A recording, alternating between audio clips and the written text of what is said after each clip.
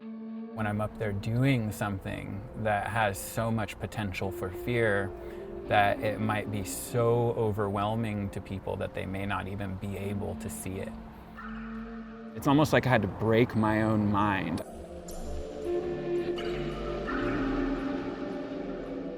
Slacklining has enriched my relationship with nature in a very deep way, because it's like I could go out anywhere and just find a couple trees and they're just these living forces. Like, I couldn't have ever done this if it weren't for the trees.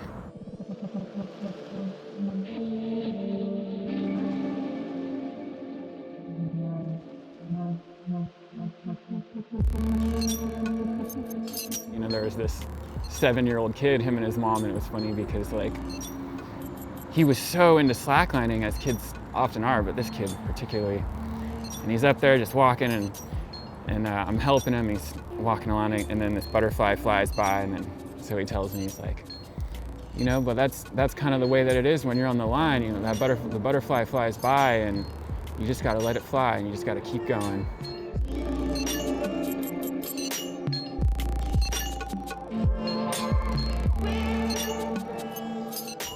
This whole world is just such a playground. Like I can balance and walk and dance and play on like anything, and it's everywhere.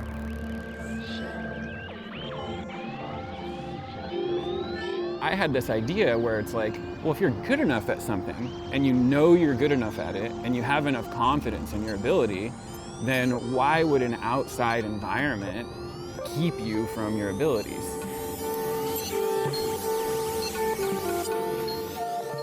It's interesting because I feel like most of my life I've just been blinded by the light and the comfort and the security and blah, blah, blah. And I think with that, I feel like there's been an imbalance between my soul and my ego.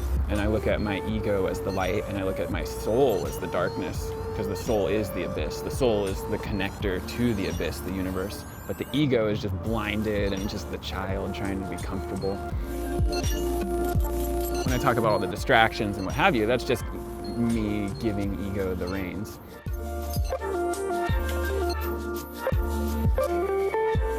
When they talk about trying to reach a meditative state, they talk about kind of reaching this state like right before you fall asleep. I feel like that is me in that meditative state, where it's like the ego is present and the mind is present and the thoughts are present, but the soul has the reins first and foremost, because it's too important. The environment demands too much respect to where the ego is not allowed in that domain. And so if it pops up, the soul comes back very quickly and checks it.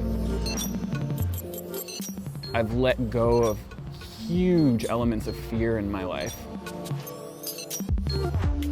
I have a closer appreciation with death than most people that I see. I'm very fortunate to have that, because it allows me to view all of the petty things in life that everyone takes so seriously to be what they are. I've had a lot of conversations with people about the abyss, the infinity, the universe, whatever you want to call it, whatever is the everything that we're all made of.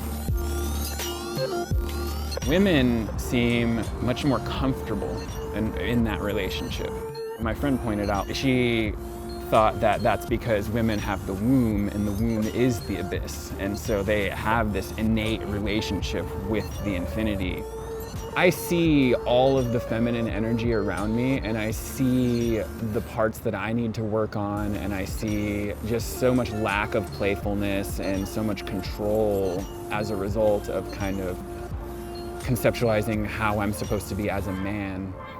All of this stuff just goes back to balance, and you have to have a balanced relationship with chaos, otherwise you're going to be a lot more miserable than you have to be. You got to be able to go with the flow a little bit.